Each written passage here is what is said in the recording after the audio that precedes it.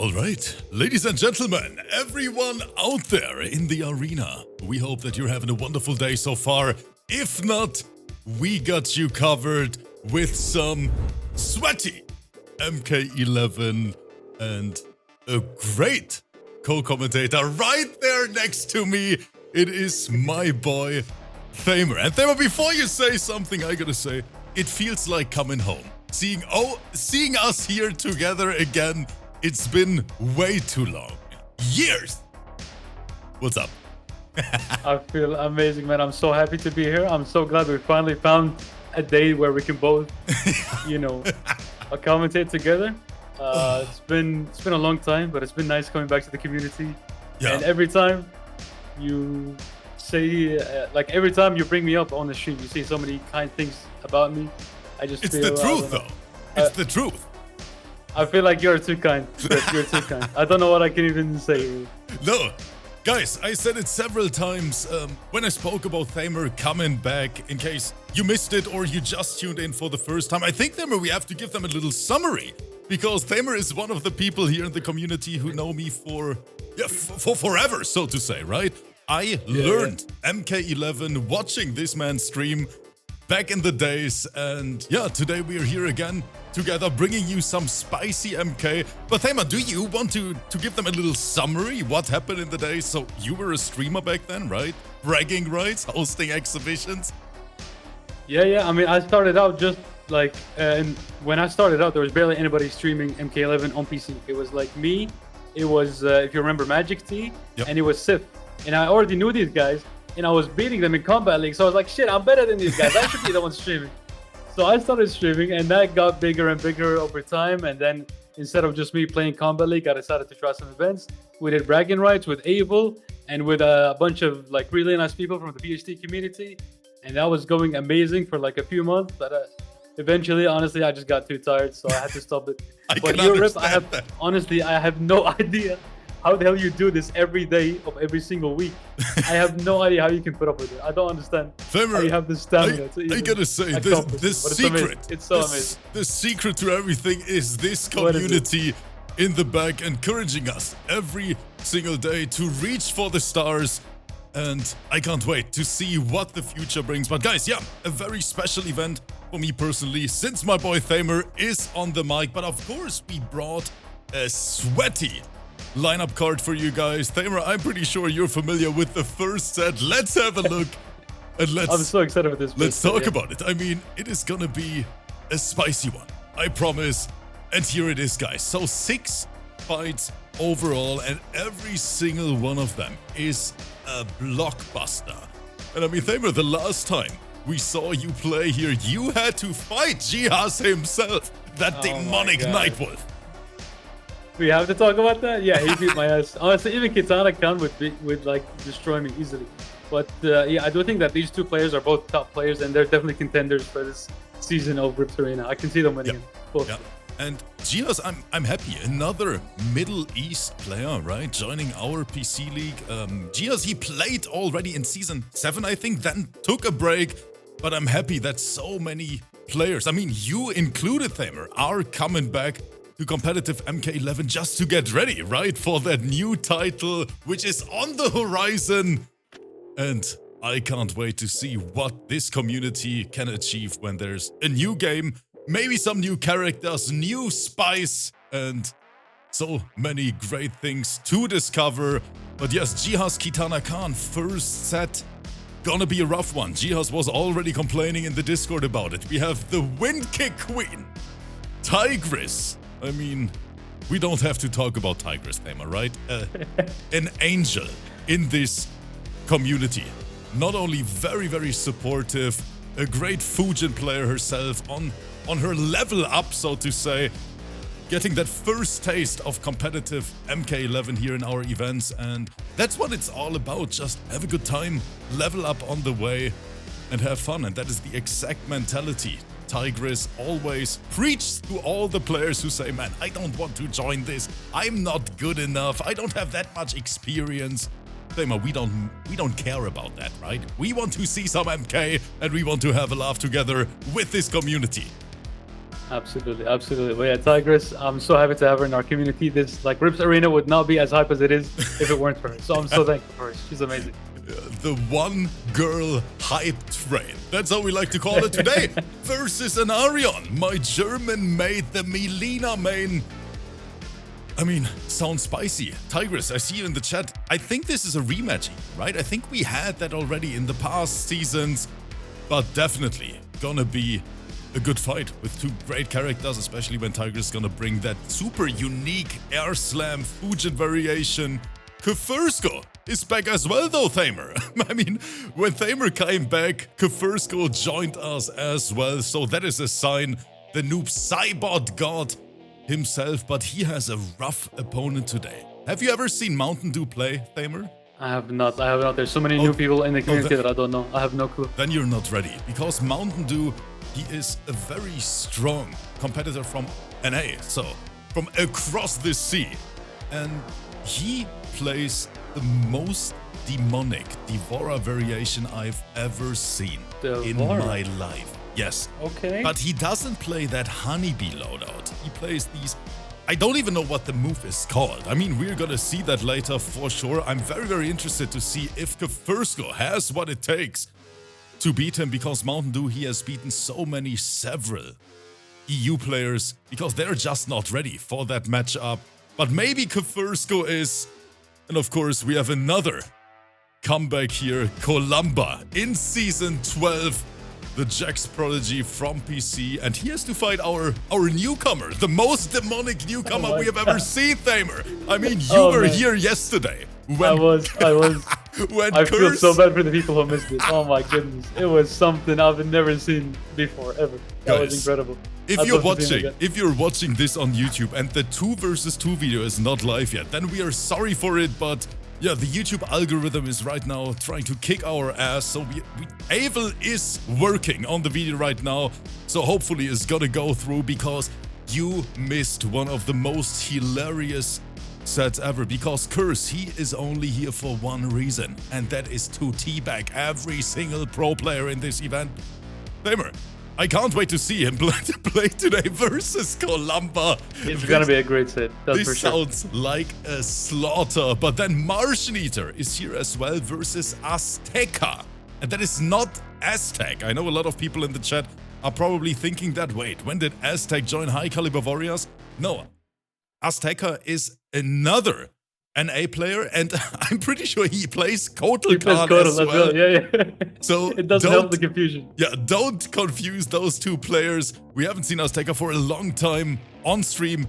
Happy to have him back. And then last but not least, we have the debut everyone is waiting for, because BANDINOZ is a player, Thamer, and let me call him a newcomer in the NA scene. And a lot of people over there say, this kid is a prodigy. He is literally one of the best players I've ever seen touch the game. Main is Johnny Cage. I know you're a big Johnny fan as well, Thamer, right? Because of the way he plays the game. You have to play the neutral game. You can't really cheap your way to victory. But BANDINOZ, I heard so many stories about him. And even the people on Twitter, they tagged me. They're like, Rip, reach out to BANDINOZ. We want to see him compete in the arena. And today we're going to see that for the first time versus a very strong player though. My boy ZITRONE, the Joker loyalist from Germany. So that's what's gonna happen. ZITRONE making it to the top 16 finals every single season. So BANDINOZ, that is gonna be our welcome to the arena. We say hi, what's up, and then play one of our strongest fighters and show us. As I said, we're gonna see the Nightwolf matchup, which is it's not easy for Sechion. Honestly, even RoboCop, like I remember on Kratos back in the day, used to use RoboCop to counter Sechion players. Okay, so he has two very strong characters against him. Because that was actually my next question. What do you think about the matchup? So you think it is playable? And I mean, JEHAZ, one of the best Nightwolves in the game. Let's see how he can deal with that zoning. JEHAZ playing very patient. He can't really use the arrows too much because he'll lose most of the trades. But he just needs to push her towards the corner and wait until Sechion uses up all her bars. Because when she uses all of her meter, she can't really make her projectile safe anymore. But KITANAKAHN getting the first touch here, the first opening, and get you some range. I just hate to play versus Cetrion because it's exactly as you said, where you have to be so patient. You have to wait. You have to work your step by step. Look at what KITANAKAHN gets to do. He gets to press so many buttons, use so many moves. But for you, as the person playing against Cetrion, you just get to move forward and block. Move forward, block. That's all you get to do. Until you finally put him in the corner where he has no bar, and then you can start finally applying some pressure. But unfortunately, JEHAZ missed on me with throw. And it's an easy first round for KITANAKAHN, but I honestly expect JEHAZ to adapt very quickly to this. I always feel so bad for the players facing KITANAKAHN here in this league. They put so much effort into it, and you can literally see every single time they basically closed the gap, then they lost 80% of their HP already. It's a great setup from JEHAZ. He puts her in the corner now. It's actually, he's in a lot of trouble, KITANAKAHN. It's not going to be easy for him to get out of the corner, but unfortunately, JEHAZ misses the throw tech. See, Cetrion is one of those characters that has no auto shimis whatsoever, so you never need to worry about taking the throws. So whenever she throws you, you should always tech backwards, but I think this is a high-paying game, so I'm not too surprised that JEHAZ is missing the tech. It's understandable. Still, I mean, we can even check the ping, because KITANAKAHN from Germany... Oh, it's the low ping game. ATMS. KITANAKAHN and me, both in Germany, we have the same ping to JEHAZ, so it's very playable. Oh, KITANAKAHN is in Germany. Yep, KITANAKAHN in Germany right now. Oh, so it's not bad. But secures the first round with a double ground pound. And JEHAZ probably asking himself right now, what have I signed up for? It's not going to be easy. He needs a lot of patience. You can't get frustrated playing against Cetrion, especially against a player like KITANAKAHN, because you won't see a lot of mistakes from him. You have to play so solid for so long to even get a single opening. Yep. And then you have to hold the health lead and then hope and pray that you get the win. Honestly, go ahead. That backdash. Namer, that backdash from Cetrion. Just why? I see Sloppy in the chat. He say, Cetrion's designer had zero remorse. And I gotta say, from a design standpoint, I think you agree with me, Tamer. Cetrion is a sick character. By the way she is designed, the way the moves look. But gameplay, it is just annoying. Let's be honest, chat. It is annoying. Yeah, she was designed to just make their opponents wanna, off quit themselves. the game. But it's It's crazy because you would think that a character like this would get nerfed eventually, but we just haven't seen it almost at all. In fact, she got stronger with custom variations. They nerfed her a few times, and at this point, I don't think she's a top 1 character anymore, but she's definitely top 5. And look, I think KITANAKAHN is trying to send a statement right now. For everyone watching this, we are sorry, but JEHAZ, this man, I mean, at least the mid arrow gives a very decent knockdown, but even that is not enough. Yeah, the lightning arrow will win most trades against Cetrion since it does 91 damage, which is the highest of, I think, any projectile in the game without meter. So it's really good. But unfortunately, when she does her earthquake moves, she actually low profiles it, even though it's a mid. So the way to deal with that is he needs to do the roll move to get in her face and hopefully punish the earthquake. And another thing he needs to start doing is, sorry, go ahead. Can Cetrion punish the roll with the rock wall? That is a good question. She can punish it with forward 1. She can just punish it with forward 1. She does not like really? punish. Yeah, absolutely. Her forward 1 goes so far and so fast. Nothing is difficult for Cetrion. No, KITANAKAHN is going to tell us she needs it, Tamer. She has answers to everything, man. She's like, honestly, she's probably the closest to a perfect character in this game. Like, the only thing that maybe she's lacking is some combo damage, but who needs that? Honestly, with the way the breakaway system works in this game, you don't even want combo damage, right? I agree on that. You just want to get a few hits in. You want to get some good movement, good normals, good special moves, good projectiles. Cetrion has all of that. Everything that you could want in a character, she has it. Maybe the only downside to her is 950 HP, but come on, it doesn't matter. One tornado from her, and the chip is going to even out the health bars. 100%, but now JEHAZ very close, one touch away. He needs it right now, doesn't believe in it. Shimmy! The auto shimmy. The auto shimmy gets it. First round secured. JEHAZ, now with that momentum in the bag, we need more. Fight. And now it's all about finding the right moment to teleport for KITANAKAHN so he can get out of the corner. I'm waiting for it. But maybe he won't even need it, because now with the threats of the tornado, he's just pushing him back. Like, he's not even trying to switch sides. He's just pushing him back so he doesn't have to worry about it. Wait, that was a weird interaction. The rock just went through him? He didn't reflect it? I don't understand what's going on here. I mean, it is MK11 at the end of the day, so we are not asking questions. It happens. There's a lot of weird interactions to be fair. Oh, that's gonna be a big KB, and just as I said that Sejan doesn't have damage, she has one of the best KBs in the game.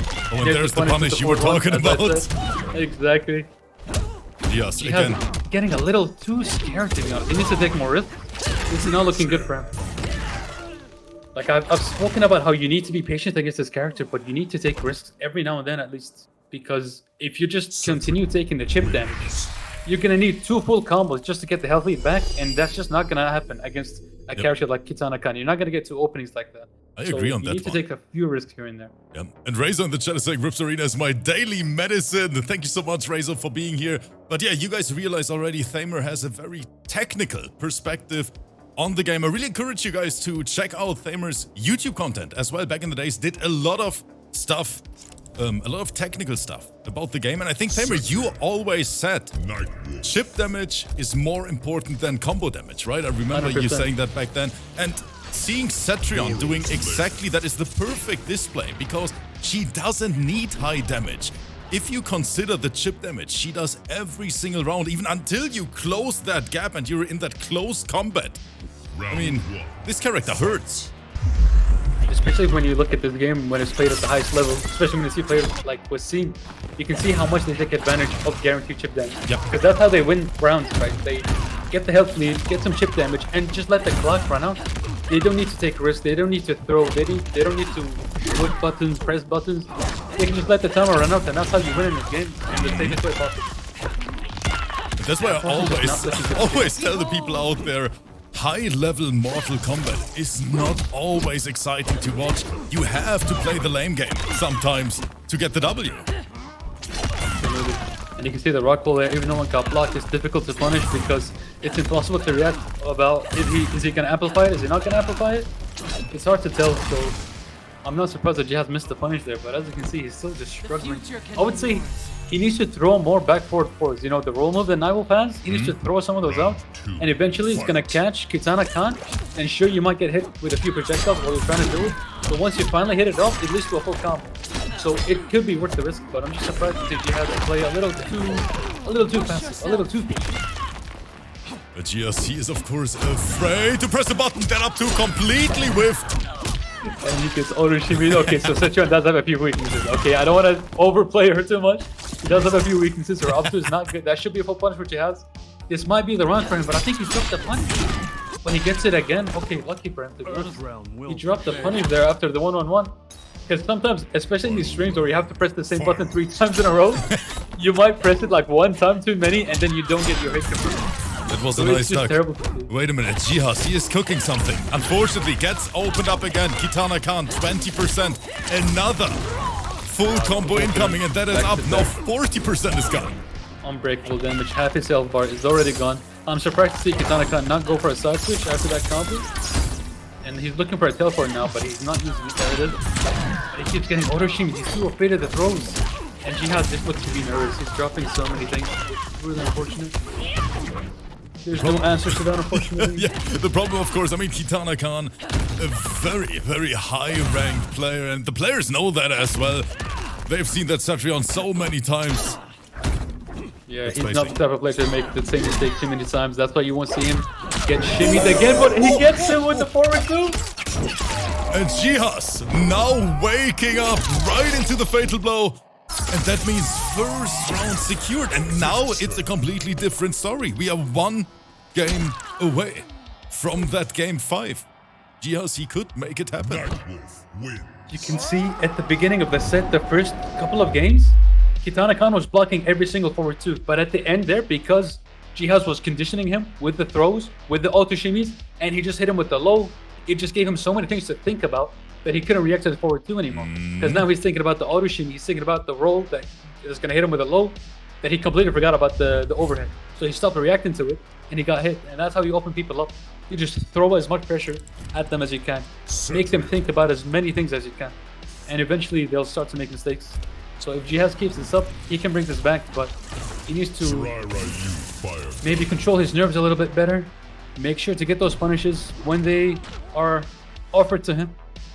But yeah, very winnable set for JEHAZ, but he has to play really, really solid. And I think KITANAKAHN he's gonna adapt. I promise you, he's not gonna get hit with another forward 2. I know this player, he's not gonna hit with it again. KITANAKAHN, especially in the last year, leveled up like crazy, literally. KITANAKAHN was always solid, but in the last year, it is ridiculous. Yeah, I mean, we have so many top-level players, but see, there's top-level players, and then there's consistently top-level players, right? There's a gap between the two. And he, oh my god, JEHAZ almost gets him with the roll there, but he got so unlucky with the hitbox. Like, if KITANAKAHN had just slightly longer toes, he would have gotten hit by that, but so unlucky for him. And I think it was clever for KITANAKAHN to use those projectiles at maximum height, because normally that's not a good idea, because you're more negative the higher you are, as ZITRONE. But I think KITANAKAHN maybe knows something that we don't. Maybe he knows that that goes under the roll from Nightwolf. And JEHAZ just getting hit with I just feel bad for JEHAZ. He sits there, he blocks, he takes one step, he has to block again, and he loses so much life on the way. Honestly, every projectile is a challenge because you want to flawless block it, and that's why he's getting hit. Obviously, he's not a bad player. He knows that he needs to block this projectile, but he's thinking, I don't want to get hit with the chip damage, so maybe I should try to flawless block.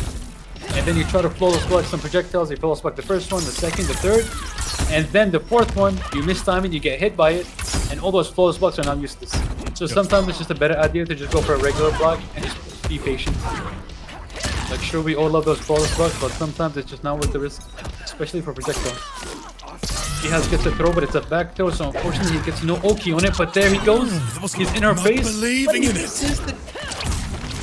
Again, it's the 1-1-1. He probably just presses it one too many times, and so he missed the cancel. And you can flawless block that, JEHAZ. You need to punish that. The amplified rock ball, you must flawless block it and punish it. I believe Nightwolf has a punish for it.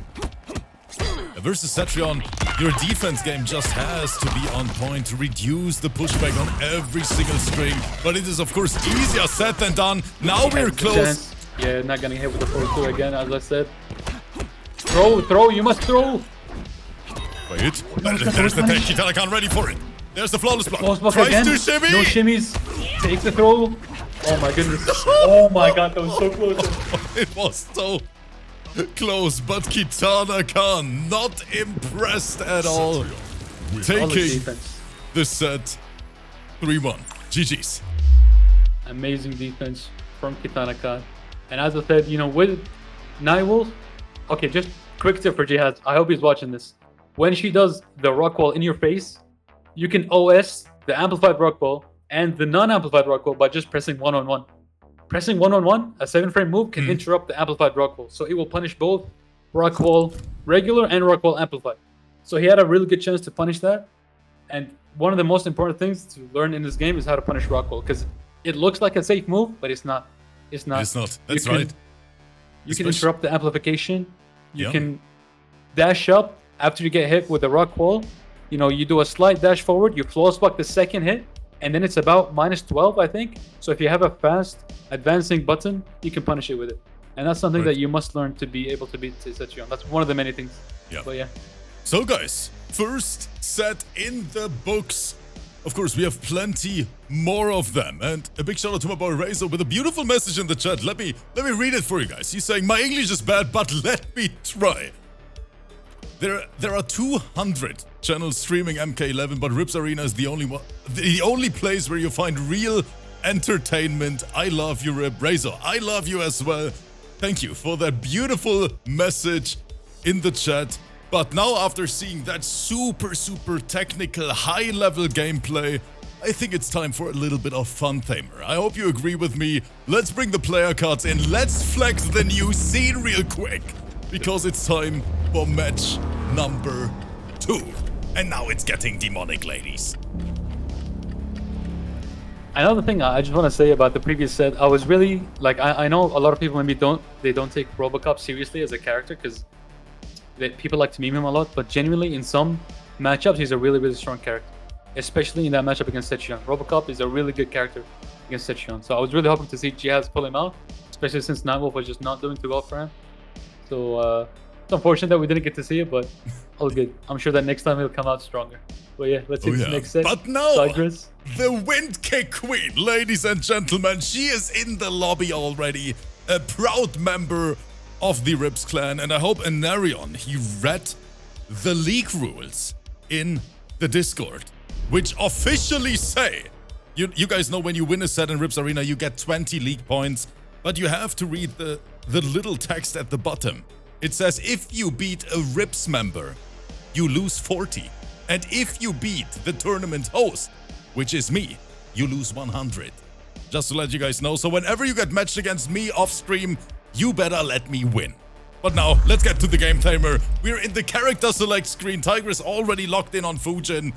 And what is AENARION gonna do? Do we see that Melina? Thinking. Wait, Spawn? Okay. Okay.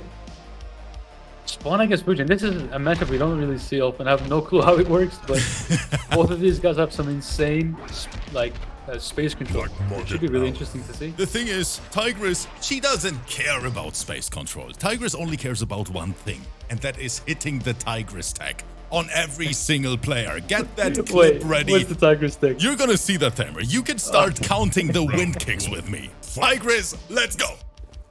Oh my lord, I'm scared. Love the respectful variation name as well from AENARION. And here she comes. That's beautiful. What a whip punish. Love to see it. That's blood. Oh, but she presses anyway. She doesn't care. Nice.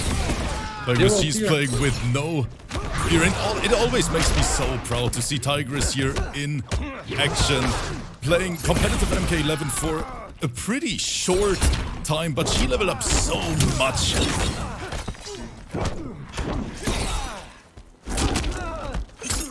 Gotta be tough to get out of this corner now, especially against Spawn. Once he has you in the corner, it's so hard to get out. But for Fujin, actually, he's one of those characters that has some amazing movement abilities that he can always just pull out whenever he wants to get out of the corner. I don't think it was necessary to spend that, but alright, fair enough. Some people just don't want to take risks. You don't want to be the guy that easy KB's Tamer. That is another option. I mean, even my boy Kratos plays with easy. Does he actually? He actually does, yeah. That is insane.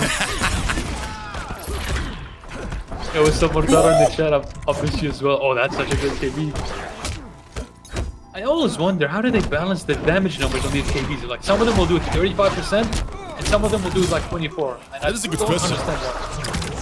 It just seems completely arbitrary and random. I don't really get it. But it's impossible to understand that kind of balancing team. The balancing team is definitely a special one with their decision making. But what do we know? But what I see right now is a wake up fatal from AENARION. He is saying, TYGRESS, sit down. And Gothic Gamer Girl is coming in with the very first subscription of the day. Thank you so much, saying a loyal arena fan back again. Gothic Gamer Girl, we appreciate you. Thank you. Always sucks to lose a round where you spend your fatal blow, but it could happen. TYGRESS just needs one touch, even a throw would be enough. She's going for these forward threes, but they're not working. I'm surprised to... That looked hit by one of the projectiles. Like an input error. That standing one cost TYGRESS the game. But of course, it's only 1 hour. Still a lot of open opportunities for both players to bring it back. But everyone out there, welcome to the arena. 204 people in the crowd, chilling with us, watching some MK11. And once again, thank you for the support, for being here. Because every subscription, every gifted sub, and every donation, of course, helps keeping this going, helps improving things all over the place to make it an even better experience for you guys. So thank you. Yeah, I'm pretty sure in that previous round, TYGRESS wanted to use the crossbow, but unfortunately it just didn't come out in time. And just a quick tip for everybody watching. If you ever duck somebody's projectiles, but especially from like a distant range, from like full screen, if you duck their projectile, you're minus. So the next projectile they're gonna throw out is gonna hit you before your own projectile comes up. Wait, what? Tamer, wait, let me grab my notepad. So if you duck somebody's projectile, that doesn't mean it's your turn. It's not. You're minus. So you definitely gotta watch out for that, especially if you're something like Fujin that has a very slow projectile, like his crossbow. You gotta be really careful. See, guys, even I can learn something here. But TYGRESS, I love the action, love the throw. The crossbow, nice blocks. Now she needs to... See, the thing is, she doesn't even need to get in right now. She has such a massive health lead. She can really just sit back and relax and make Spawn come to her. But she doesn't want that to happen. No, she doesn't want that. She wants that clip, Tamer. That's what it's all about. TYGRESS saying, I'm not playing the lame game. I'm trying to get that footage ready for my YouTube channel. He's about to pay for it though. Said like Spawn does not mess around when it comes to damage. He just needs one more touch and he has the health lead back. TYGRESS has to be really careful here. And she can play the time game. Yeah, keep taking those trades. You take those. Oh my god, that's so risky. TYGRESS is wind kicking her way to victory. And 78% of the chat, they believe in AENARION. 22% on the wind kick queen. Big Baba Frankie making an appearance in the chat as well, alongside I'm Big Daddy G, who is still ducking me on PC to this day, Thamer. Can you believe that? He saw my Shao Kahn and he immediately uninstalled K11. So everybody knows what happened to me when I played Jirip. We don't want to talk about it, but everybody knows what happened. Don't get me started. 10-4. Don't even mention it. Don't you dare. Don't you dare. I will leave this chat so fast. Okay, TYGRESS. The flawless block gets trapped right out of the standing one string. How often do you see something punished with a throw? Oh, no down too. No punish at all. And man, she really loves those wind kicks. I like that AENARION is getting shimmied by the wind kicks there. Both those strings that we just saw from Fujin, both of those strings are flawless blockable. The last hit is flawless blockable. To be fair, AENARION, I don't think he had the ether to flawless block up too, so maybe it's not worth it. But just keep that in mind in the future. Now I just need one more touch. TYGRESS gonna really struggle to get in against somebody like Spawn. As I said, great space control, great projectile. Anytime you press a button, you might get hit. Oh my goodness! TYGRESS, wait, now it's getting closer though. Good flawless block, the raw fade. TYGRESS is nervous! That was not the right decision. She couldn't resist. And I can understand it. You know, when that trigger is flashing at the top of the health bar, you have to press it. But the thing is, you gotta recognize the opponent is also aware that you have Fatal Blow. So they're gonna be, like, especially whenever you get access to Fatal Blow, and it's enough to kill your opponent, they will tend to block a lot more often because they're scared of the Fatal Blow. That's the perfect time to start throw looping them, especially when they're in the corner, and you have Fatal Blow. They'll never dare to press the button because they're afraid of the Fatal Blow. So you just throw loop them. That was a nice quick punish. AENARION, okay, swaggy combo as well. What a combo! 36%. TYGRESS, oh, looking for the KB. Slightly mistimed it. Almost had it. Alright, just need like maybe a couple of projectiles, a throw here and there, she has the health lead. She's not too far off.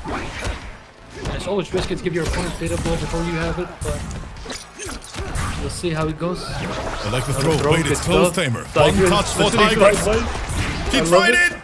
Oh, the punish. You missed it. No Fatal Blow. He doesn't need it.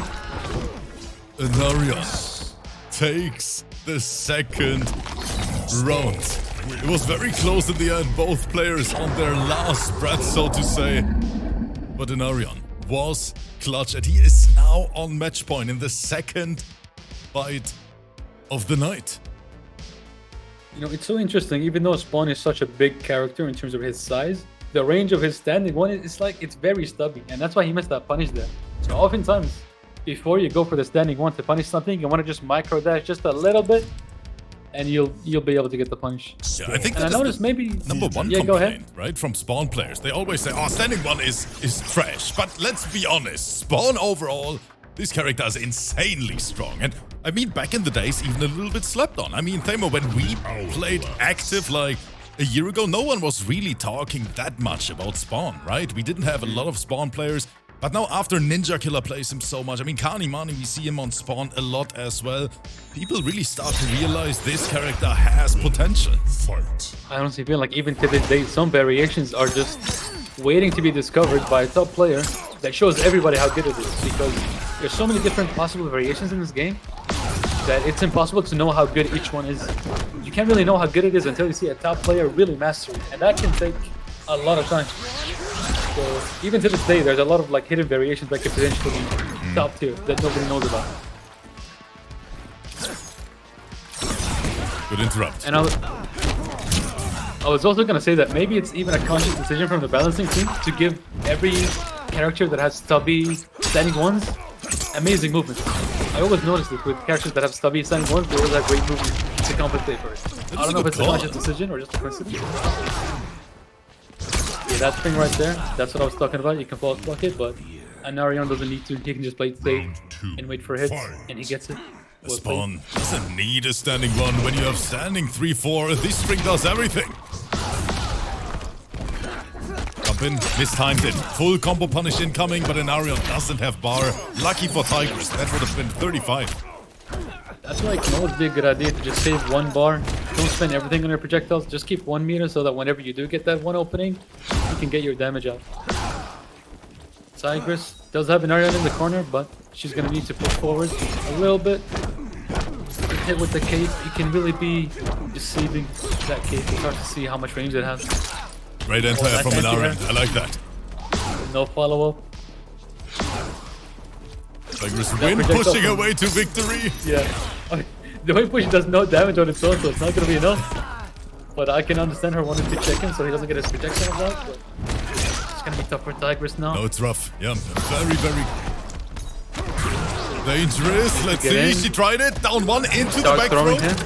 Absolutely, this is exactly what I would do in this situation. Oh, but that would punish. AENARION, we go right for the mercy. Yeah, because he doesn't want to get those -40 Thamer. He knows. Right. He read the rules. House rules of Rift Arena. Everybody knows. Where's the throw? 15 seconds left. You gotta get some damage in. No! That's the full combo.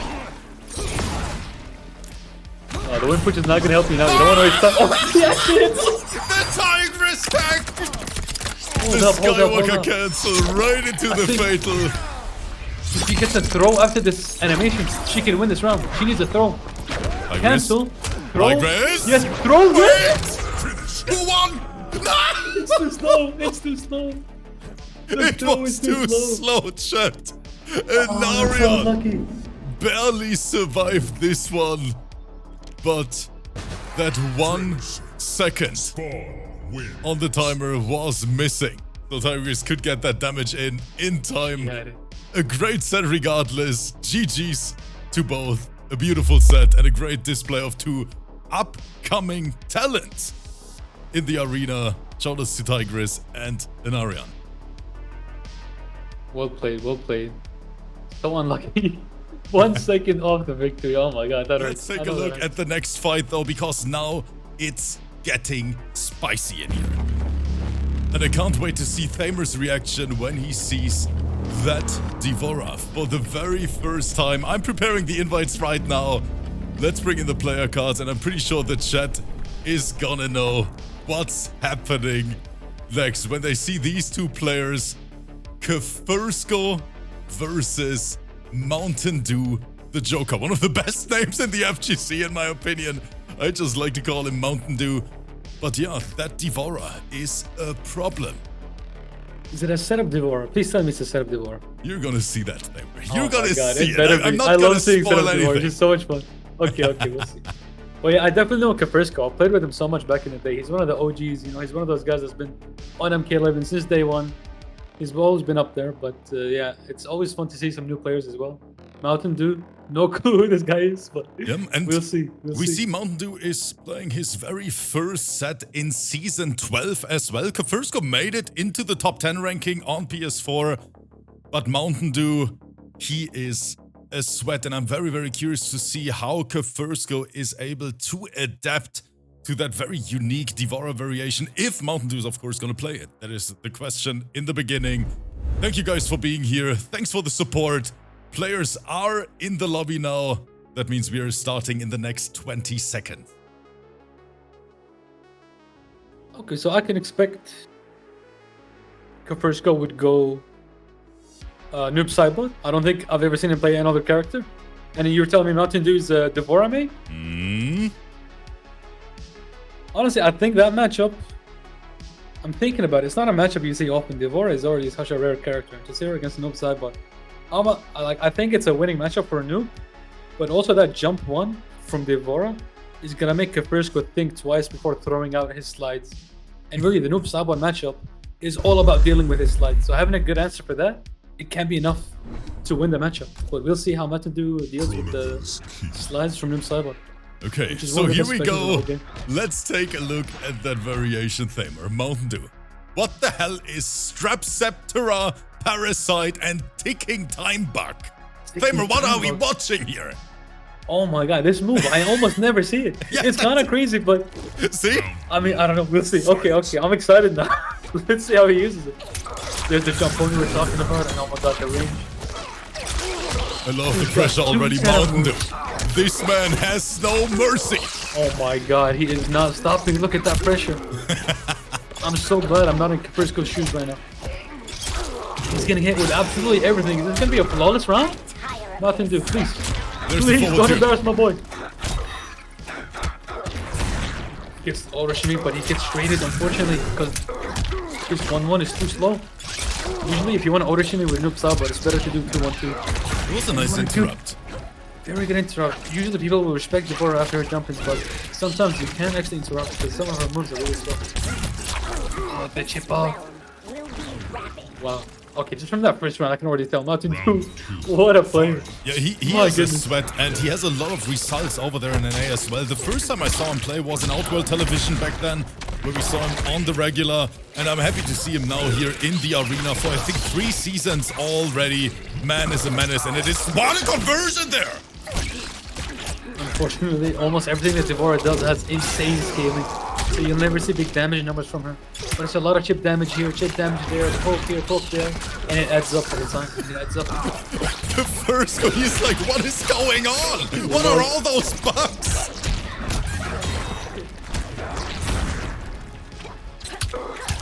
Oh, that's gonna kill, isn't it?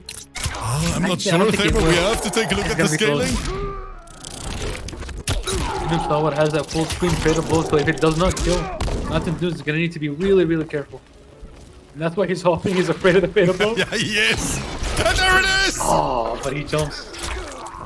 Really clever decision making from him because even if the fatal blow hits him, the jump in is gonna hit first and it's gonna kill him.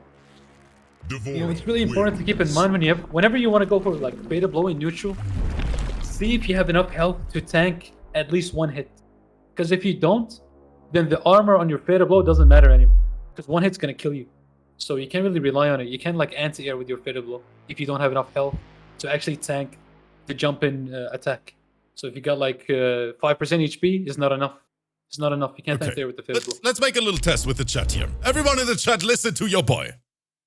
Are you one of these players like Thamer, who watch like your bar, your health when you have fatal blow available? Or are you like me?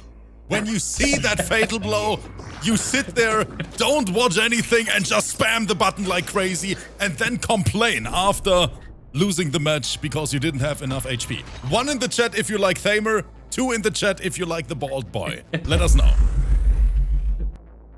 Hey, I've seen people get results without using their brains, man. It can work. It can work if you're practicing enough. It can work. And everyone in the chat knows that Jeswo is lying, saying, Jeswo, I've seen you play. Fight. Let's be serious here for a minute, Jeswo.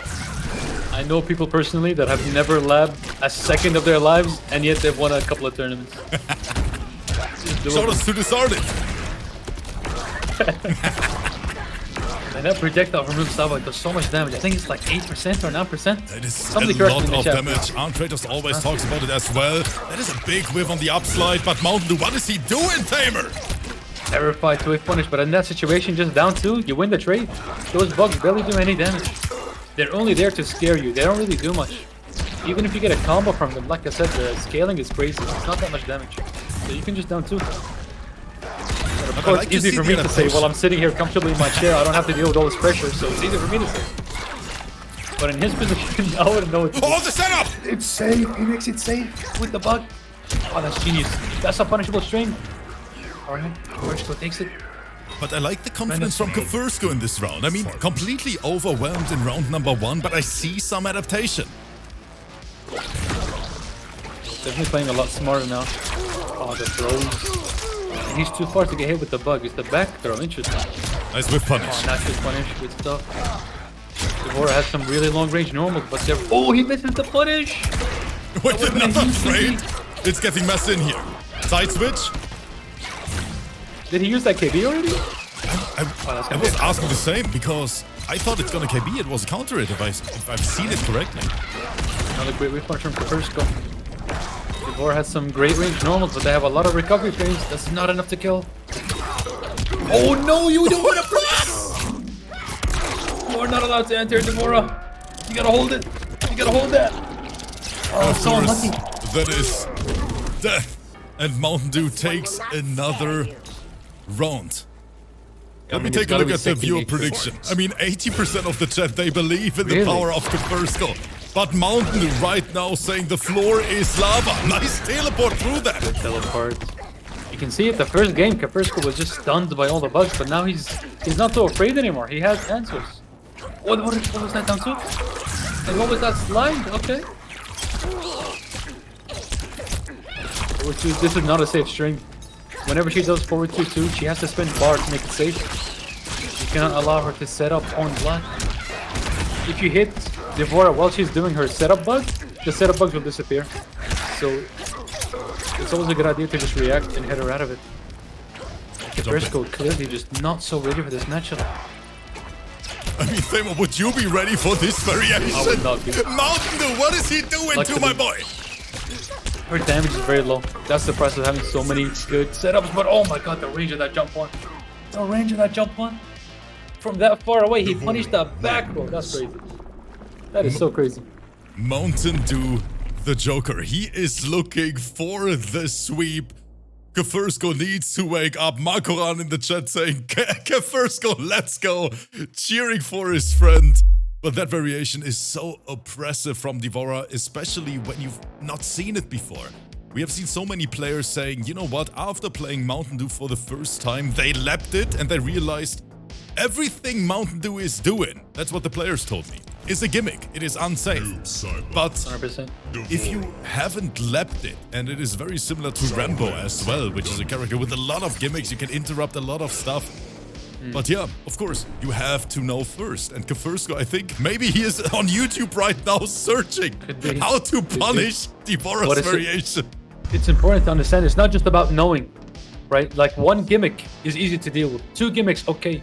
But when somebody's throwing 6 gimmicks at you, and every single one to deal with it, you have to react very quickly. It becomes nearly impossible. So it almost becomes real as long as you throw enough gimmicks at your opponent. Unless they practice it a lot, and who practices the Devora method, let's be honest. Practically nobody. In these situations, you want to get a full combo, because that's what your instincts are telling you to do. If you're doing something unsafe in your face, you want to do a full combo, but instead, you're going to get hit with the bug. So the best thing for you to do in that situation is just down tilt. Because that way, you'll win the trade with the bugs. Your opponent's going to be knocked down, they can't combo you.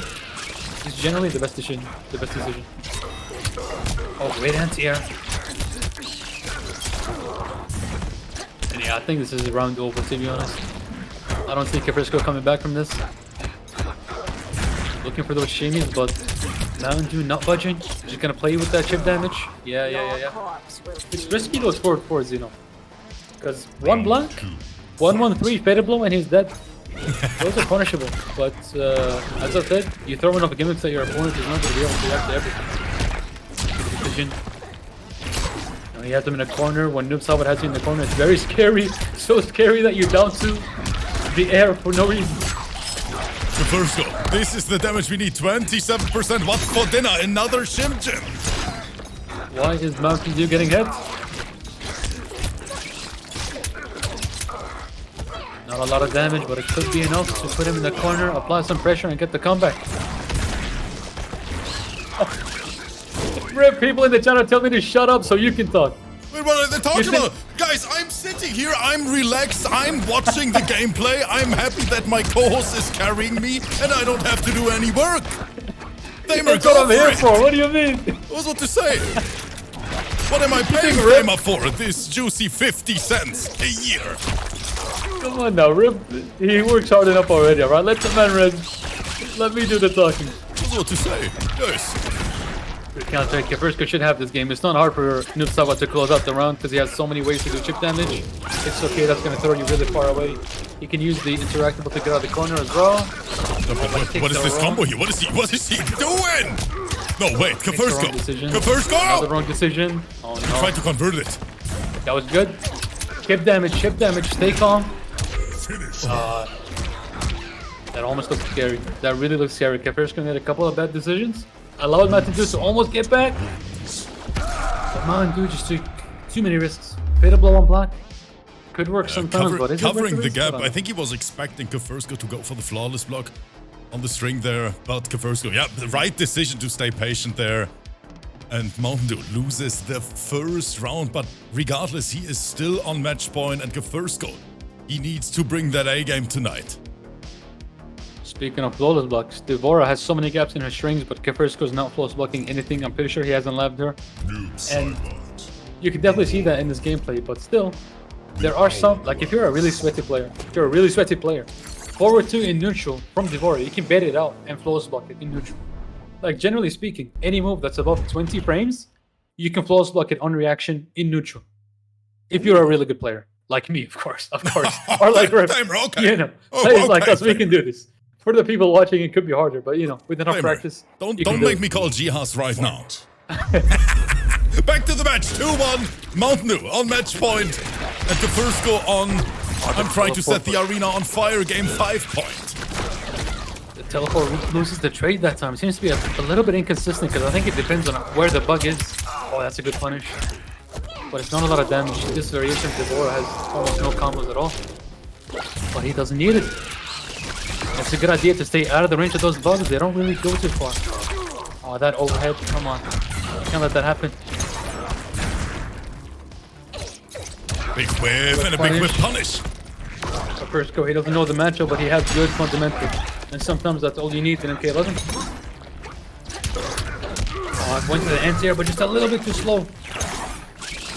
Mountain Dew not going for the fatal blow, knowing it's not going to be enough to kill. That overhead is not safe. You can false block it.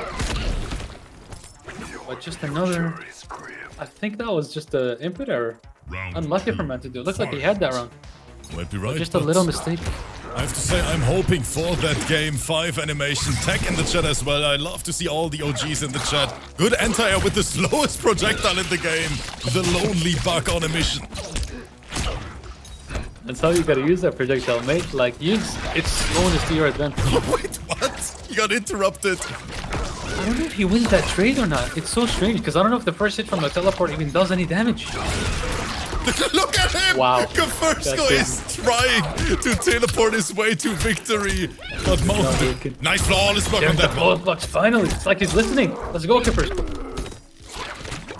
I think that counter could have been a KB, but I don't know why Mountain Dew doesn't use it. There has to be a reason. I mean, this is last round frame if he loses, so why save it? I don't understand. KEFIRSKO playing it safe even though he doesn't have the health lead. He's just looking for a way to get in. He doesn't want to use his teleport because they've been failing him. Oh, that was nasty. The 3 down once in a row. KEFIRSKO got caught. Devora has one of the best down ones in the game because it's 7 frames and has a ton of range. And it's almost like an extended hitbox because a spike gets out of it, like comes out of her hand, and that's what hits you. The flawless block from Kev. But the timer, he has to watch the timer. Good damage. He needs one more touch to get the health lead back. A fatal blow doesn't punish. And I think he lost this round. Okay. Good stuff from Mountain Dew. Getting the health lead and just playing the time. And generally, that's one of the strongest strategies in MK11. Play the time. Play the clock. But KEFIRSKO now getting an early health lead. Forcing Mountain Dew to push him. That was a nice counter hit. And again, between the bugs to stay safe. Very clever. Bugs rising from the ground. Immediate breakaway from Kev. Now he has to pay attention. Overhead connects on top. Set up on the ground. And now it's party time for Mountain Dew. KEFIRSKO needs to punish at least one of those overheads just to stop Mountain Dew from using them so much. But maybe he doesn't need to. I think he's got this. No anti-air, no punish. Come on, don't let him do that to you. The pressure is on. Wait, the pressure is on, Tamer! One more touch. Oh, why are you Oh, there was a big whiff. That's suicide. Right it. KEFIRSKO blocks me. That's a punish. Okay, ladies and gentlemen, everyone in the crowd, for the very first time tonight, I mean, we have Thamer on the mic. Let's show Thamer how we roll in the arena when there is a game 5. We're gonna boot up that music to at least 250%. Christina Cage is here as well for the perfect time. Guys, thank you for spending time with us. Hope you enjoyed today's event just as much as we do. But now, let's have a little party in here. Thanks for all the support. And who's gonna win it? Mountain Dew, KEFIRSKO? I don't know, but we're gonna find out now. You know what I'm noticing about Mountain Dew? He seems like a very high-level player. He's putting a ton of pressure on KEFIRSKO, getting the health lead. He puts him in the corner, puts a lot of pressure on him, and then he just takes too many risks. I feel like he just needs to be a little bit more patient, play the time just like he did in that previous round, and he would be winning a lot more of these. You can see always at the end, the way KEFIRSKO is winning is because he blocks a random faded blow or some back 3-4 that Mountain Dew is throwing out, even though he really doesn't need to take those risks. He already has the health. But it just seems like he can't stop himself. This man is too crazy. Punish. And look at that, he can actually combo off of his back four. Off of the sweep. KEFIRSKO with his bag in the corner. Nice jump over again. KEFIRSKO knows he has to break that. Personally, I disagree. I wouldn't break away there. That's not a combo, really. Like, you're fine. You need the defensive one to get out of the corner. Okay, good trade. Even health bars now. Could be anybody's. The pressure, the non-stop pressure. No fatal blow combo from Noobsa, but from his forward too. Oh, it's so dangerous. Try to raw fatal. But KEFIRSKO is grabbing this man, and he is really bringing this back right now. I think that's the first throw I see from KEFIRSKO. But that was the perfect time to use it. As I said, this guy has such good fundamentals.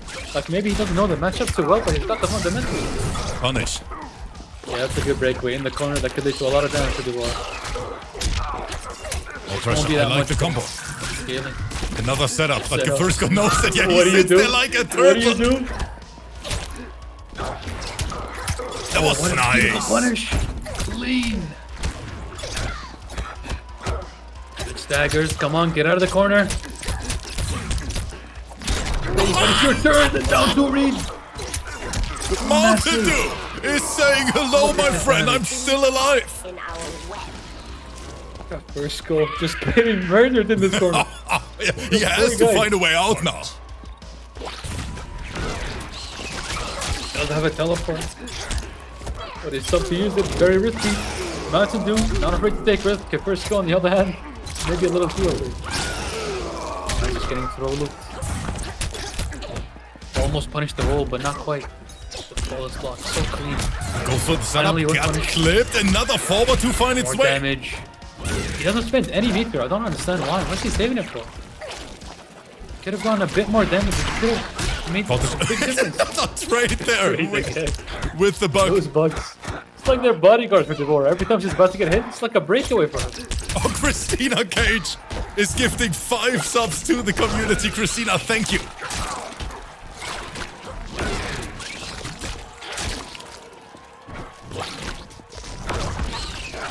And Famer, this is a nail biter. Pretty much. I'm literally biting my nails as you speak. I'm literally biting my nails right now. Super even match. Teleport. Still punished. Again, gets interrupted by the setup. They both do 50 damage. It's an even trade. Like, nobody even wins that. Okay, yes, fatal blow. That's a punish. Use the fatal blow. No! Oh, no. Oh my goodness. No. KEFIRSKO. Not like this. He's saying GG's in the chat, but I know that man has tears in his eyes. He said GG's in the chat first, and then is hitting the backstamer. What are we watching? Oh, that's disrespectful. That is disrespectful. KEFIRSKO went to the chat. He says GG's. He's putting hearts in the chat. Mountain Dew is teabagging him. I cannot believe this. Wait. Unbelievable. Unbelievable. This is unbelievable. Guys, did you see that? I know that hurt. KEFIRSKO said GG's. Then Mountain Dew replied and said GG's as well, and then hit the torpedo back 3000. Man, I know those games hurt, man. He was one button press away from winning. He just had to press the fatal blow button. That's it. And he would have won. That was sad to see, and that's why you gotta pay such close attention to your health bar, your opponent's health bar. Are you gonna have fatal blow after blocking the string? Because sometimes just a little bit of chip damage is all you need to take before getting the fatal blow. Guys, I am speechless as always. Lint is in the chat with the first time message saying, hello, Ribs, greetings from Costa Rica. Guys, greetings from Germany. And by the way, a little message for you guys. Guys, I have an announcement because I feel like I'm in my 20s again, Thamer. For everyone who didn't see the announcement on Twitter, your boy made an Instagram account. And Thamer, I think you saw it already. Guys, I have to say it. I recorded my first vlog today. You saw it, Thamer, right? The story I posted? I did. I know all your secrets now. I know how you run this. Guys, I'm about to steal this whole thing. Guys, my neighbors looked at me because I was like, okay, I had to, you know, I was looking, how do other people do it? And then I saw, and I was like, you know what? You're gonna start your first vlog on the balcony. So Thamer, the sun was shining outside, and my neighbors, all of them know me, but they don't know that I'm streaming. So I was standing on the balcony like that with my mobile. Yo, what's up, everyone? And my neighbors, they were looking at me like, what the hell is the crazy bald man doing again? And I was sitting there, and of course you guys can imagine, since my English is not the best, I had to re-record it like 12 times. So I wanted to show what I'm doing here, the prep work, so to say, for the events. So I always started on the balcony, recorded myself, then I was going inside, realized I fucked it up again, so I had to go out again, Thamer, and restart the recording. And my neighbors, they were sitting there, I think they were having dinner, and they were sitting there like, what the heck is going on? So guys, if you want to see that, if you want to see the first Rips Arena vlog, feel free to follow the Instagram. Link in the chat, it is just Rips Arena. Thank you guys for being here. I see more than 200 people in the crowd chilling with us, and we are halfway through this event, but we are not stopping because now it's getting demonic. Look at Thamer, he knows what, he already starts to smile because he knows what the next set is gonna be, and it is our newcomer. We call him the Combat League Demon. And you know who I'm talking about, Thamer, right? We saw him yesterday. For the first time. Perfectly describes him. His name is all you need to know. He's a curse. The name He's a curse. Is perfect. And this man is only here to teabag all kind of professional players. We are talking about Curse. We saw him yesterday the first time in our 2v2 event, and we had to bring him back today. But his opponent, I mean, the strongest Jax on PC in my opinion. Still, Kolamba. This dude is a sweat in a PC OG on top of that. Yep. Thamer, let's be honest. Do you think Curse can make this happen? I don't think so, man. Kolamba, this guy, he's like, you know how the Great Khan is like 24/7 playing in Combat League? Kolamba is the same. Yeah, Kolamba is on He's not worried about these Combat League demons. He's not worried. He's got this. Kolamba's got this. I'm putting my points on Kolamba right now. I know this guy. He's good. He's got this. Like Curse, he's insane. He surprised us yesterday, but I think Kolamba's going to be ready for him. He knows how to deal with his Combat League demons. He's got such solid play. Kolamba's one of the OGs. He's been playing this game for years. He's been streaming for a while as well. He's such a great player. I'm not worried about him. Kolamba's going to win this, I think. But we'll see. I love that Christina is liking the new graphics in the chat. Christina, thanks for saying it. But yeah, all that is possible because of that great community and all the contributions. So we were able to level up the overlay. Once again, guys, thank you for everyone who considers to subscribe or maybe gift subscriptions to the chat. It is highly appreciated. But the match is starting. Let's get it, Thamer. You can see Kolamba there. He was thinking about which variation to play because he's so lucky that he plays a character like Jax that has so many amazing custom moves. There's so many different variations that you can do with this character, and it's always going to turn out to become a great character overall. He has so many good custom moves. And let's see what he's going to be bringing for us today, Kolamba. So with a little jump in. The close blocks from Curse, but no up 3, no up 2, nothing. The projectile. That projectile is like one of the fastest recovering projectiles in the whole game. It's going to be slightly quick to punish you with a teleport. So difficult. Oh, he's playing with the slap. I love that variation. So hard to set that up. Yeah, it is super hard, but it looks so swaggy, especially in the corner when Kolamba's going ham. Good interrupt there, but the DKS from Kolamba not able to get the punish. What is that now doing here from Curse? Kolamba punished him finally. Come on. He missed 2 punishes, but he got the 3rd. Just 1 touch, and that hits both sides of the screen. It's crazy. You can't go behind it to run away. You have to jump. It hits both sides of the screen, the entire floor. Fight. And I think he has a variation where he makes that unblockable. Crazy. Crazy character. Cursey is starting again, Thamer. He is teabagging in round number 1. And Kolumba's probably asking himself, bro, you have to win first. And some of these players get too nervous during these games. Meanwhile, Curse, he's on the other side of the spectrum. He's too confident. He just lost a round and he's teabagging. Like, buddy, relax. Look at Kolamba. He drops it. That would have been a killing combo, actually. No fatal blow. I mean, no flows blow. Okay. He's dead. Chip damage. Kolamba has no projectile. He needs his arms to hit up to throw the projectile, but forward, perfect check. Perfect idea. Great decision. Man, but he's got this. Kolamba is just a gentleman. I think I've never seen Kolamba teabagging. Honestly, I just realized that here. Since Curse is going crazy again, Kolamba is like, no, that is all business. Let me play this set. But Quillu is saying, yo, it's Thamer. Of course, we have my boy Thamer on the mic. Lou is saying the audio is delayed. Guys, let me know. Maybe I can fix it. By the way, look at this Thamer. Look at this. You see the Instagram? Jax. I don't see nothing. What are you trying to show me? Hold up. There it is. I'm only seeing the stream. Oh, okay. Look at that's all these followers. great guys. A big shout out to Jalema, Anthony. We have Timur. We have It's Elvis. We have Rayan. I hope I said that right. We have Rayan. Who else do we have? Oh, Molly B as well. Thank you guys so much for the follows. Don't forget, feel free to check out our new Instagram account. Kolamba up 1-0 right now. Exclamation point Instagram in the chat if you want to stay up to date. But no, second round. Let's take a look. Kolamba, as I said, is unfazed by these Combat League demons. He knows how to deal with them. You just gotta play safe and wait for them to do something that's very punishable and just punish it. Just play fundamentals, play safe, nothing crazy. You don't need to take too many risks because eventually these guys will just make themselves lose by doing something stupid just like that. But he needs to get the full punish. Forward 4 is not enough. You can see the damage of this variation is not too strong when he doesn't have the arms heated up. But now, look at this damage. Oh, and it armor breaks! That's the difference. That's the difference. Like, rather than getting a 25% combo every time you get a punish, this variation gives you 16% the first time, and then 37% the second time. It's crazy. That is so swaggy to watch. And Kolumba's still going. Curse in trouble here. The pressure machine. My goodness. Look at in the corner, that does so much damage. Oh, he doesn't have it. Another duck. He's just ducking every throw. How does he know? Kolamba, what is that? Oh my goodness. No, Kolamba. He's too good. Have mercy. He's too good.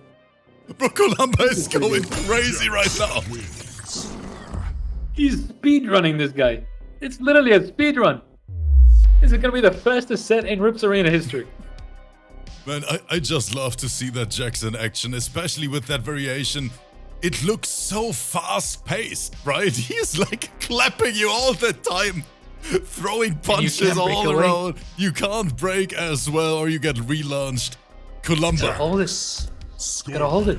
And the way you play against his variation is that, so when he gets his arms heated up, that's when he becomes a real threat, right? That's when he gets all his damage, all his combos.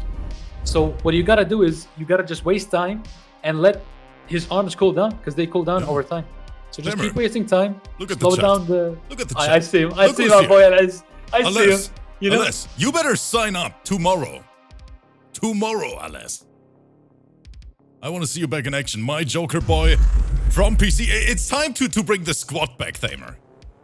He's got to come back. He's got to come back. He's an S tier player, this man. Of course. One of my favorite players on MK11. Alez needs to come back. We need you back, brother. Come on, practice. Get ready for MK12. Put me against Thamer and I'll be back. Hey, I'm down. I'm down. This guy's rusty as fuck. I'll beat it. I'll beat him. No trouble. Okay, but wait, he's playing with Demon Dash now. Okay. Look at Kolamba, he's not ready for it. Honestly, I don't even remember this move. Is it a throw? No, it is not. No, it's a mid, right? It's a mid, yeah. So why is Kolamba getting hit? I think... Oh, I'm confused. I don't know. I think he's just as confused as I am. That's why he's getting hit. Okay, Curse. Okay, first round. The very first round. He's got some momentum now. Let's see if he can keep it. Yeah, those spears are not going to do anything for you. Easily reactable. Even flawless Flawless block, block, but no not punish. able to get the punish in time. Interesting. Oh, Kolamba counter hit. expected He the was- forward 3-stagger. Yeah. But he has the breakaway, and it's always a good idea to just get hit by that when you have the breakaway. It's actually a lot of pros will straight up recommend that you get hit by the 4-3-4. What's it called? Crushing blow if you have breakaway, because then he only gets 12% damage, and you don't have to worry about the crushing blow anymore. And Curse teabagging. How can you be that When he should confidence, be. Flamer, when the Applying score is pressure. 2-0? He's gonna lose because of it. That 4-4 from Jax is +1. You can't press afterwards. Yeah, you gotta hold it. You have to respect it. It's crazy. The grab, Throw.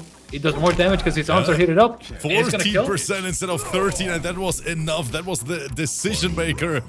I think for Kolamba going for it.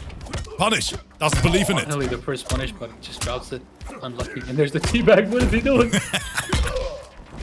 Back to just a little smack on the head. Oh, Kolamba. Finally, the false block. Oh, no slap. Surprised to see him not go for the armor break. Oh, he dropped it. No big punish. Why is he pressing buttons after they're jumping? You gotta respect it. Kolamba spamming Back that three. down one button. Oh my god. If I'm Colomba, I would be worried right now. I would be worried. Oh no.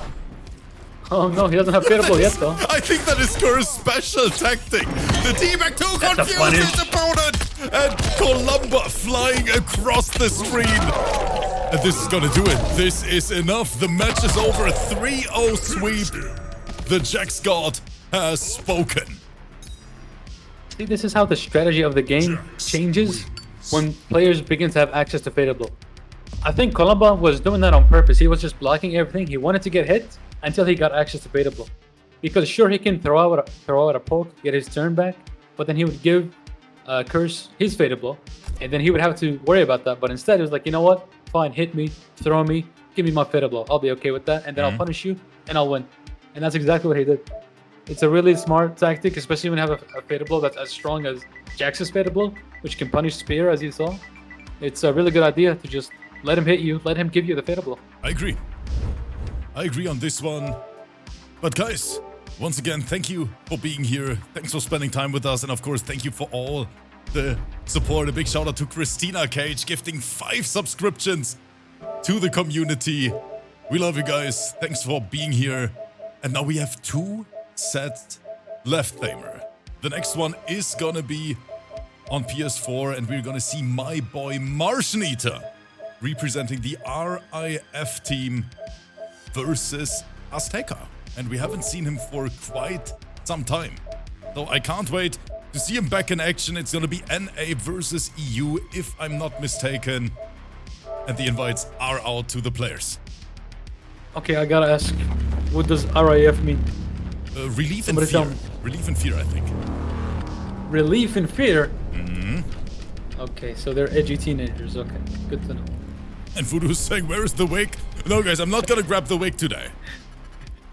I'm not gonna say it again, because the last time the chat asked, when do we see the wig? And I thought I can make a joke, Thamer, right? Saying, you know, if we hit 100 subs, and 12 minutes later we hit 100 subs. So I'm not gonna say it again, because I'm this community is scared. too crazy. I'm scared. You just can't do nothing. This community is too wild.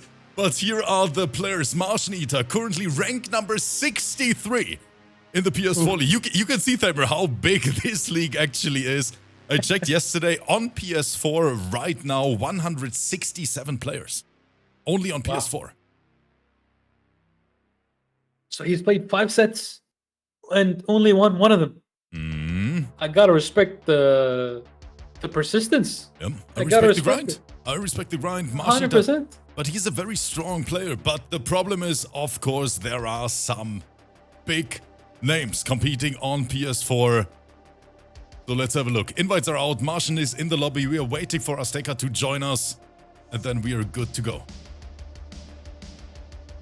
And really, I mean, this is how you get better at the game, right? Like, why give up? Instead, just keep playing. Even if, like, this is why even back in the day when I knew I wasn't good enough to win tournaments, I was still joining tournaments. Because that's how you get better at the game. You Exactly. put yourself under a lot of pressure.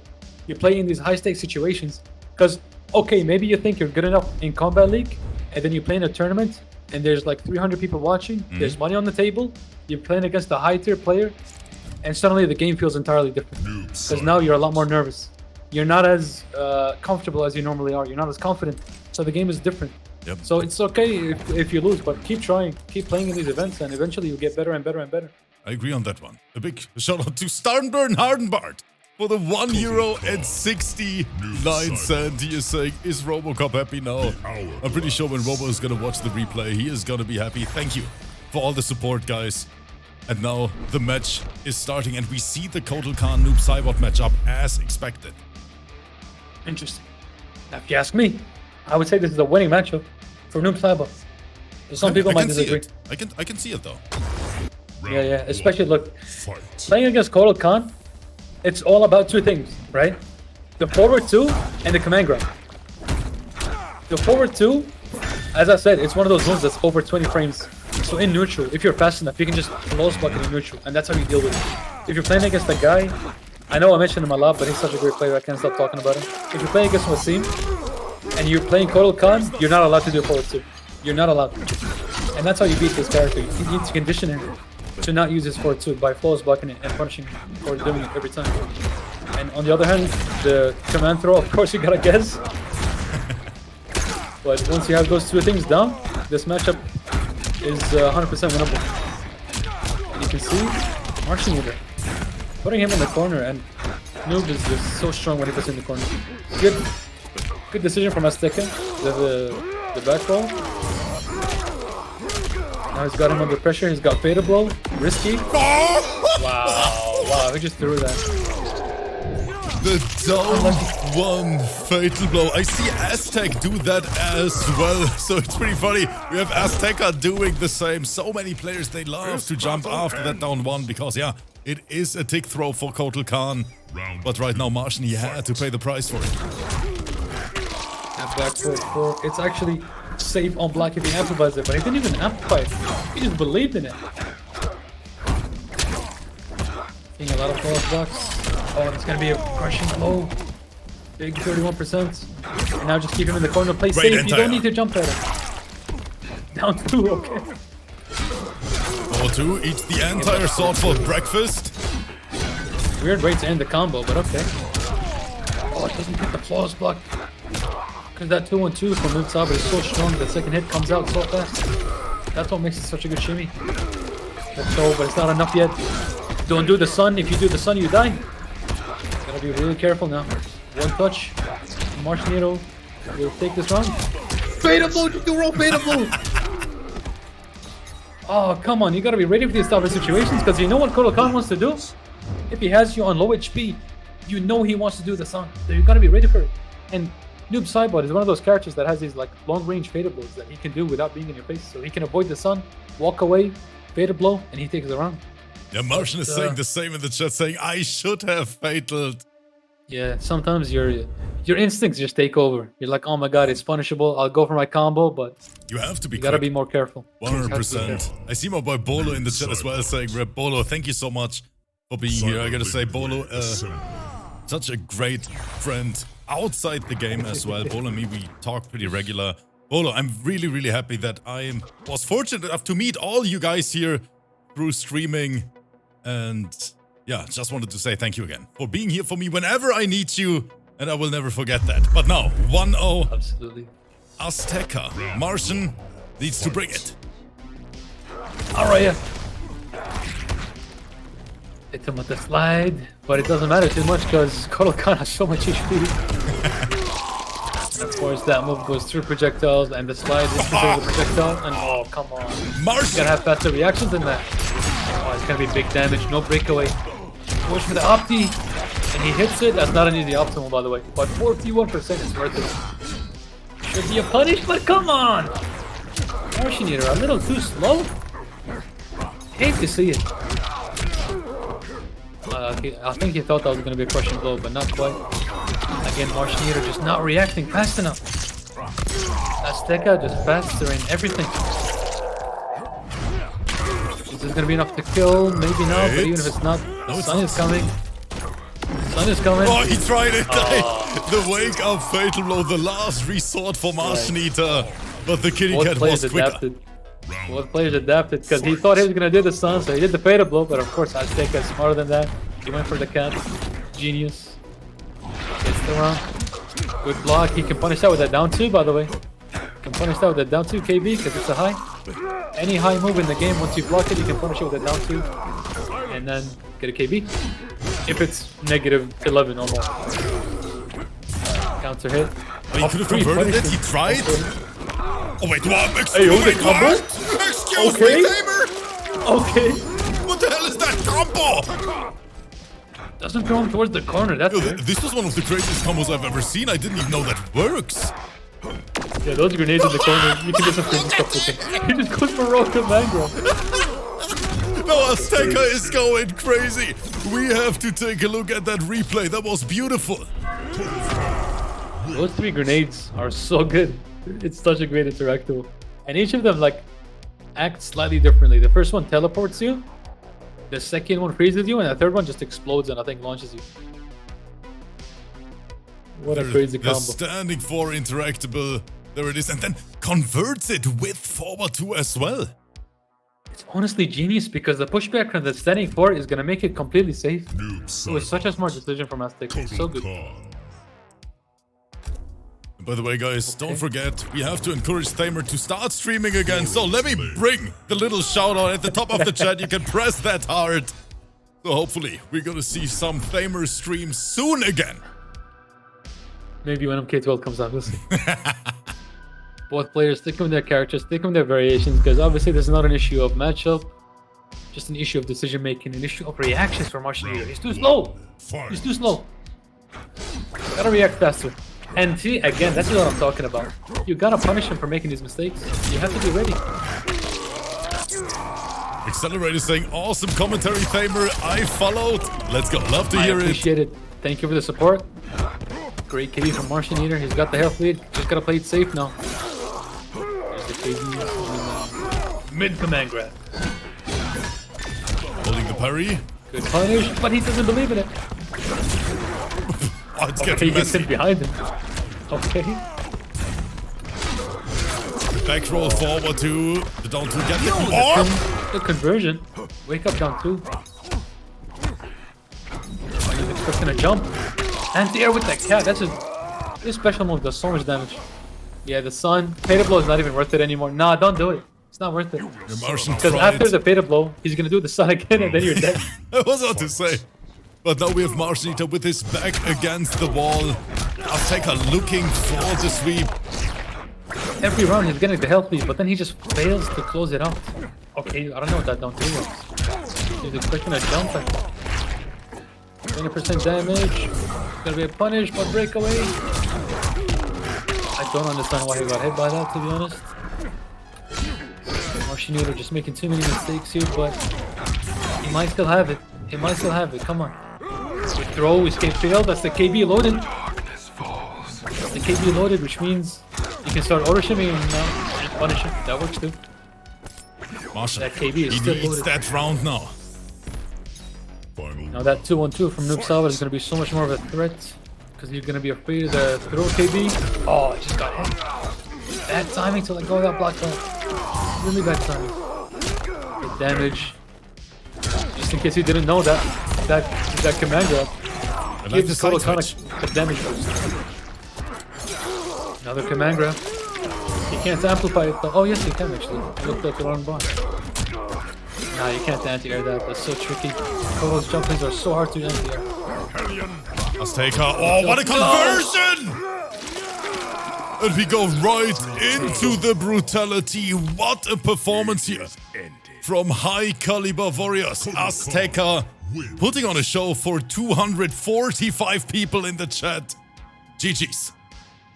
GG's well played, honestly. Great from both players, really. Even Martianeater, he wasn't like that far off. I know like it's a 3-0, which makes it seem like it's a wash, but really it wasn't. You can see how every game was pretty close. I think it was last round almost every game, wasn't it? Yeah, it was very close. The score really doesn't represent the overall match here. A great performance from both. Shout out to Martian for playing here, for signing up. And I mean, we can say that to everyone in the chat right now. Thank you so much for playing in our events and for having a good time. But now, it's time for the blockbuster of the day. Because I said it in the beginning, let me repeat it real quick.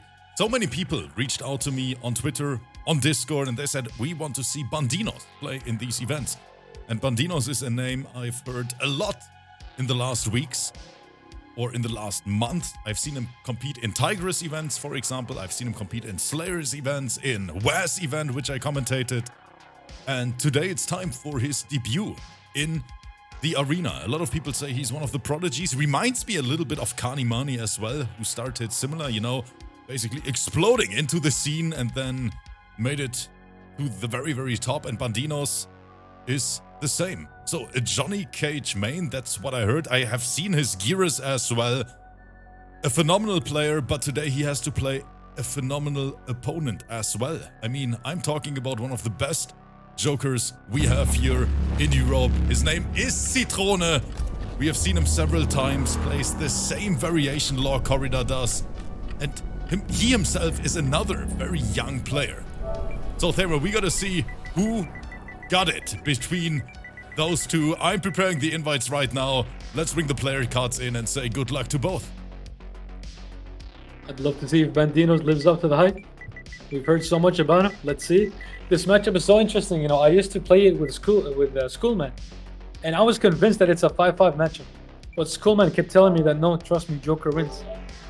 And I kept playing it against him, and I'm still convinced it's a 5-5. But I don't know. Some people might disagree. Some people say Joker wins, but I don't know. I guess we'll see. But it's a very neutral-heavy matchup, so it's going to be a very fun matchup to watch, that's for sure. The only two characters in the game that can cancel their fatal blows. Such a unique trait to have, but it's so powerful as well. Yeah, let's take a look at the viewer prediction as well. BANDINOZ, if you're in the chat, please let me know if you got the invite. I've just sent it to BANDINOZ. I hope that's the right PSN. It is a close prediction, Thamer. 52% versus 48%. Final set of the day. Well, these guys are absolute sweats. And it is a debut, don't forget it. The Prodigy in the arena tonight. But is he ready for that Joker? Okay, I think I just saw something really interesting. This entire time I've been talking about the mid projectiles from Johnny. Well, BANDINOZ actually, I think he didn't take it. I think his variation doesn't have the mid projectiles, which is... I don't know if it's a... I think it's a bad decision because Joker's one of those characters that just goes under the high projectiles from Johnny, but okay. ZITRONE is not even going Joker. What is going on? ZITRONE is going Noob Saibot. That is interesting. Maybe he doesn't like the matchup. That's very strange, honestly. Like some people might say that Joker wins. Everybody else would say that it's 5-5, but nobody would say that Joker loses. And yeah, as I said, BANDINOZ doesn't have the mid projectiles, so easily Joker would win this matchup. Easily. But I mean, he doesn't go for Joker. Let's see. Okay, I'm ready. BANDINOZ. Let's get. He's saying TLR. Okay. They got it. Oh, TLR is the team? Okay. I mean, don't get me wrong, Noob Saibot, by the way, this is a great matchup for him against Johnny, but if your main is already good enough in the matchup, why switch? I don't know, maybe Noob Saibot is a strong secondary for him, so I don't know. It's definitely, like, Noob Saibot is a great counter for Johnny, but still BANDINOZ managed to get an early health lead. He's just gonna play the time.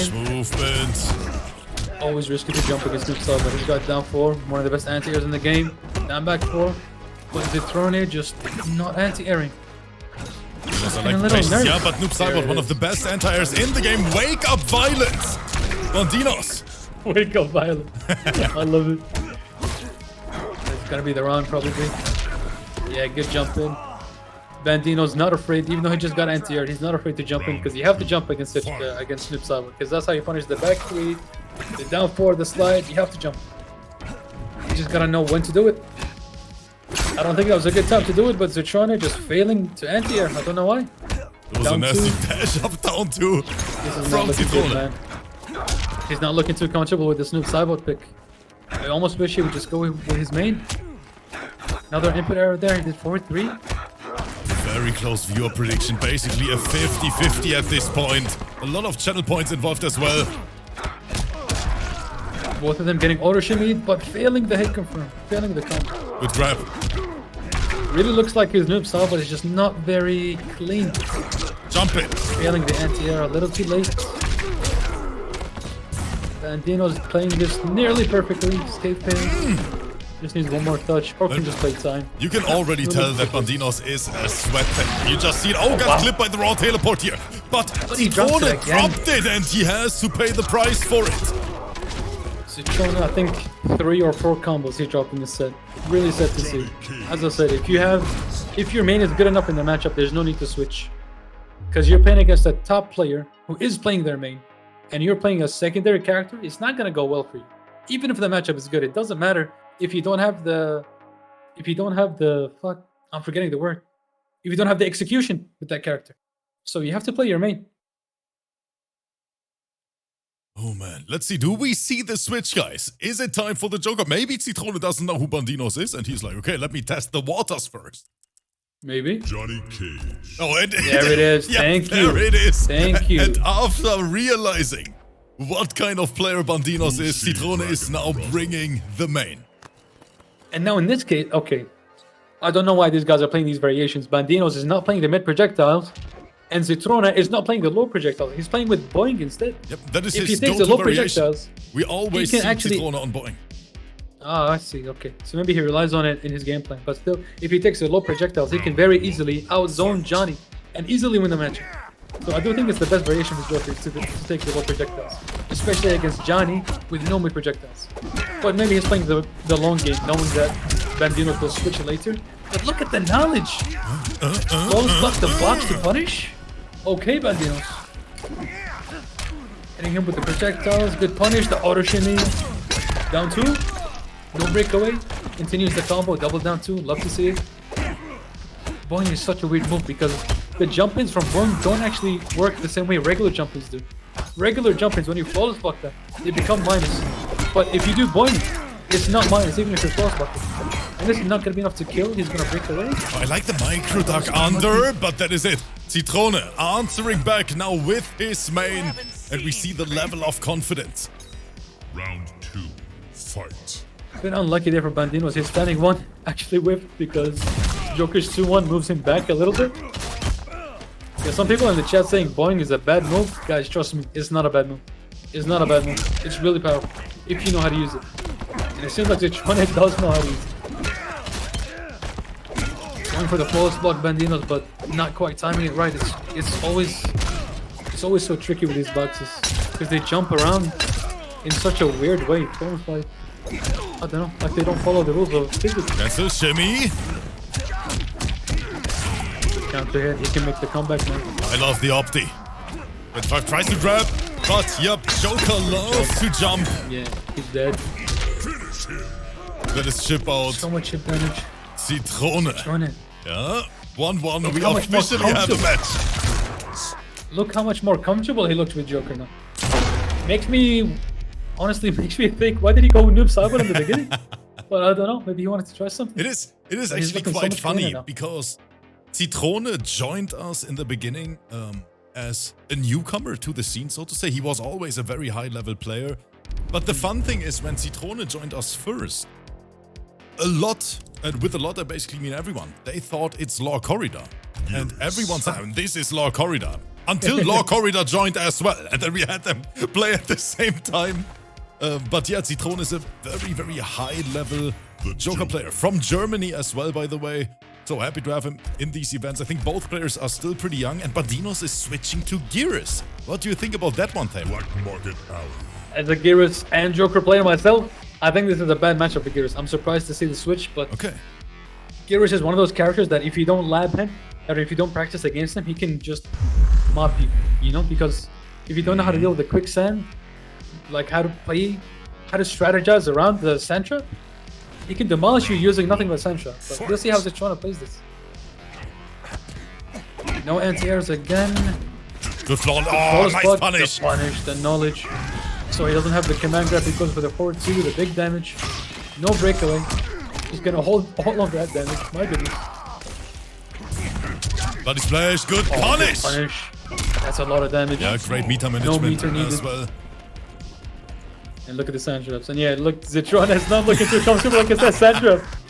You have to know how to deal with it. I like that Bandinos found the perfect timing as well. No box that time. Oh, almost got the whip punish. Escape failed. Okay. Joker, one of the best combat characters in the game. He's never out until he's dead. Almost got the whip punish. That is a punish. You can't do that. One more touch. ZITRONE. Oh, no, Opening. Timmy. Just the opening. Gonna go for a setup, I think. He tried to Throw, grab him. but he ducks it. It's not enough chip damage. Back throw. Escape Throw again, failed. but it's a Yeah, back throw. BANDINOZ was ready for the forward throw. Now he has to respect. Ah! Never mind. Armored interactable. Covers almost every option. Genius. Round 2. And you can see there was a little bit of a mind game there with Boing. Probably you might have missed it, but he did the close Boing. BANDINOZ went for the air-to-air and whipped it and almost got punished for it. Because it's impossible to react to, is he going to do close Boing, far Boing? Each of them gets punished differently, so you have to make a read every time he goes for it. That's why it's such a tricky move. Goes for the breakaway, and here come the throw loops. Here come the throw loops. Back to two strings, zone block, mid zone, mid zone, mid. Good jump. Gonna be big damage. It's not really worth it to break away. There is a 275 damage. Another one. No, big opening. And now we don't have defensive bar available. We have to hold all of that. Set up. Flawless block, but no meter top two.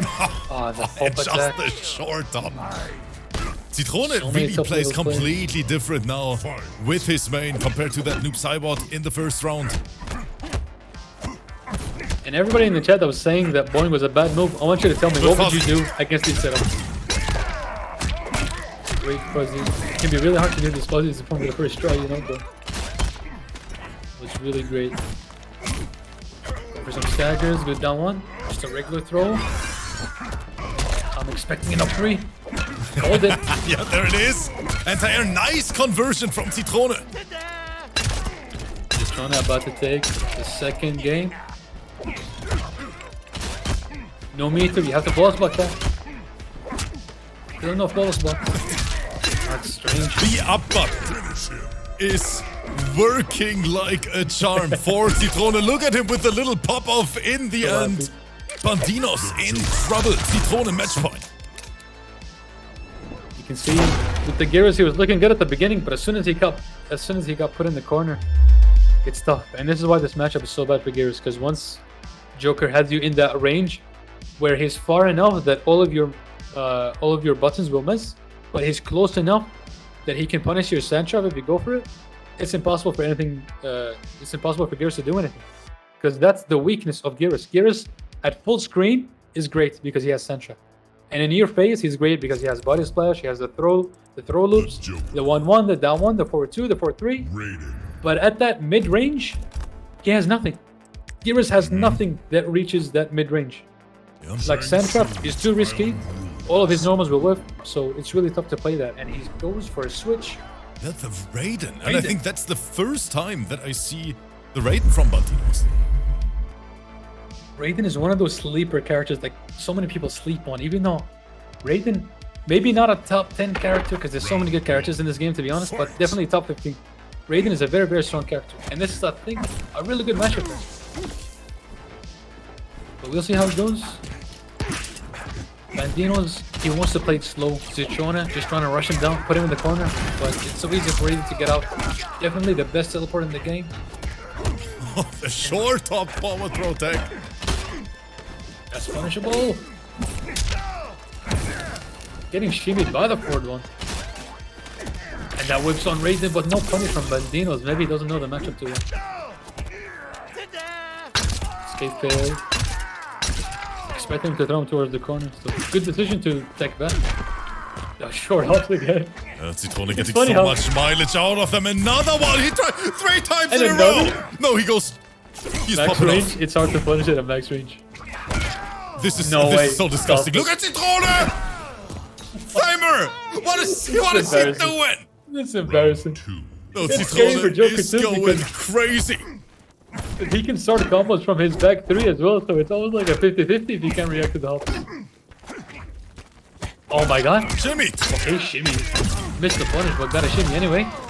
Expecting the breakaway. Good block. Finally the punish goes for the KB. Good idea, because if he goes for a combo, he'll just break. Teleport, get out of the corner. Trade. You know, if he didn't have Storm Cell and he had the lightning, he can actually use the lightning to anti-air those jump-ins from Boeing. Yeah, the lightning right there. Yeah, he does have it. Or Storm Cell, yeah. Like both those moves he can use to anti-air, but he's just not using them. Oh, that was close. Cancel forward throw. Is Zitrone gonna spend this one? I would not spend it in his place. He Yeah. Good decision. Keep it. We still have another round. Oh no. Now he might regret not spending it because he would have won. No, you can't get shimmy. Jesus Christ, Zitrone! Wait, what? Excuse me? Is he trolling? I cannot believe what I'm... Okay. Famer? Okay. Is he gonna mercy? He actually goes... What are we witnessing? Oh my god. Oh no. This feels... This is so well deserved. This is so well deserved. I need some holy water right now. He wanted to win the game with the short health. Okay, let's see if he can bring it back. Fight. Oh, why punish that? Come on, it's so slow. Both players playing a bit more carefully now. A little scared. Because now after you get mercy, it's like the stakes are higher. Your honor is on the line. You have to win. Of course, Rip, we know another player that got mercy and then 3-0, but we don't talk about it. We don't talk about it. I like the strike throw from Zitrone right now. Seems like some people are saying this is high ping. Maybe that's why he's failing to react to the jump. I mean, Zitrone and Miri are both from Germany. I can check the ping. I have 130 MS with BANDINOZ. Zitrone is from Germany as well. Good. It's 160, I think. Should be good, yeah. Yeah, as I was saying, you need to react to those points and do Storm Cell to anti-air. He might be able to bring it back, but he doesn't have Fatal Blow. BANDINOZ! BANDINOZ! That is a punish! Oh. He got MK11. And Zitrone is popping off. Jesus Christ, Tamer!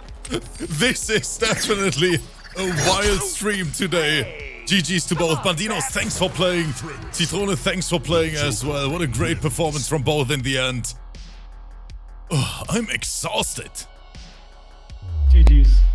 GG's, man. These PlayStation players. It's something else. Something else, man. But what a great performance from Zitrone. BANDINOZ, unfortunately, he didn't look too comfortable with that Raiden. I don't know. I almost wish he just stuck with the Johnny, but hindsight is 2020. But just like that, guys, today's event is always a €1 donation here in the end. Thank you so much for that. But yeah, guys, I'm exhausted. I am tired.